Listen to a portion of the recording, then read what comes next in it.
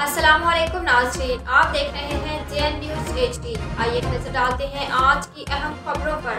वहाड़ी news reporter Wajid Hussain channel Burewala मोहल्ला अहाता शाहनवाज जामिया मस्जिद रिजविया वाली गली में सीवरेज सिस्टम नाकारा निकासी आब ना होने की वजह से गली किसी जेल का मंजर पेश करने लगी। स्कूल के बच्चों, नमाजियों और राहगीरों को गुजरने में मुश्किलात का सामना।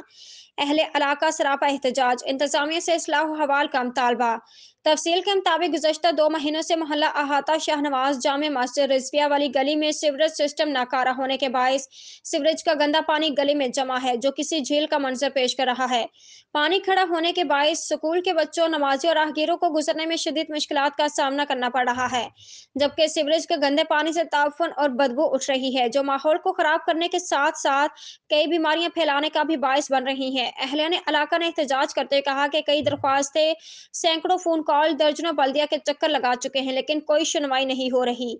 अहले इलाका ने असिस्टेंट कमिश्नर बूरेवाला से गुजारिश की है कि हमारे इलाका में तशरीफ लेकर आएं, आपको लोगों के घरों में गटरों का पानी दिखाएं। लोगों के घरों की बुनियादें बैठ चुकी हैं और दीवारें सैलाब ज़दा हो चुकी हैं। खुदारा हम पर तर्स खाया जाए और इस मसले का फौरी नोटिस लेकर हल किया जाए और सीवरेज के पानी का मुस्तकिल बंदोबस्त किया जाए।